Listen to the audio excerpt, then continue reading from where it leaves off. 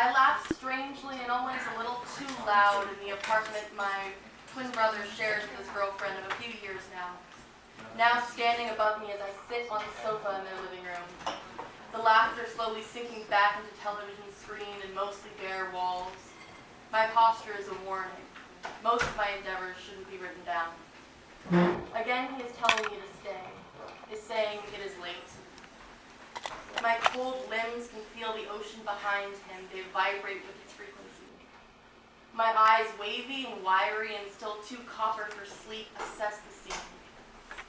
He folds out his still long, slender arms, and they look the same as ever, maybe older, and he looks the same as ever, but heavy-lidded, isn't looking at me, as his tall tree back bends like a banyan over still long arms that still ring, still grin the grip of bear hugs the moment he sees me.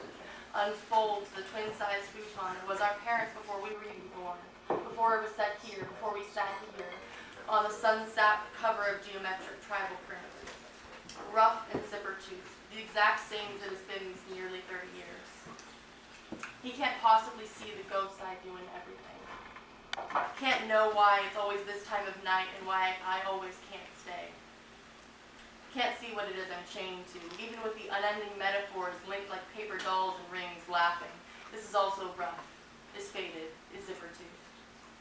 And of course, I have to recognize the tribal print is so many decades old, it predates the trendy reappropriating. Nothing goes away or stays for long. But we are so good at holding on to things, without realizing sometimes. I'm not bitter like the summer fruit we ate too early, or heartbroken as the things we picked too late that fell to the ground. I am forgiving gravity and already finding ways to stomach this tableau.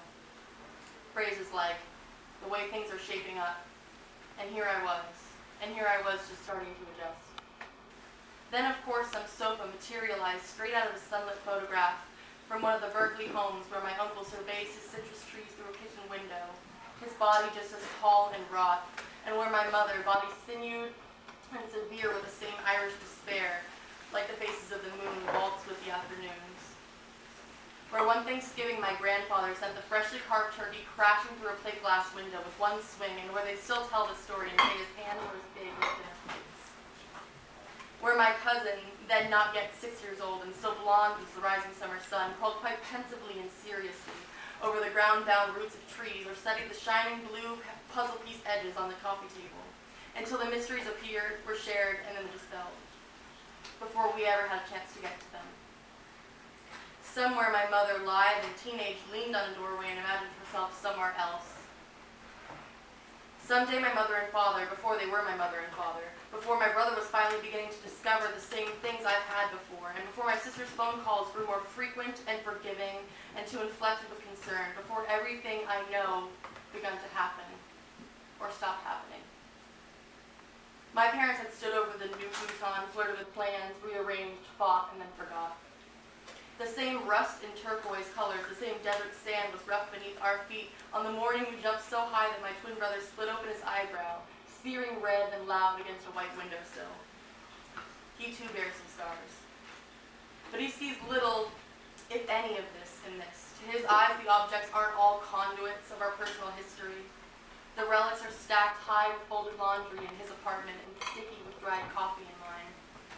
I am stockpiling ways to live that down. But when he clears the neat clothes off handfuls at a time, he is excavating buried treasure, and some are cursed, and some are priceless, and some haven't happened yet. So we laugh and say goodnight as they retire to their bedroom, and I watch the time. My lover now, my rival in my right hand. I'm still curious if it's ticking up or down like a bomb, straining hard against the silence in the ways we try to help. Try to refuse and agree, apologize, explain, repair. Trying to forgive each other our trespasses at 4:30 a.m. and the whole damn sad surge of sympathy. It becomes too much. A crescendo of my own shadows breaks like a wave. Overthinking, always overthought. Grateful and almost graceful for the emptiness, for the silence. I slink back out into the street. Thanks.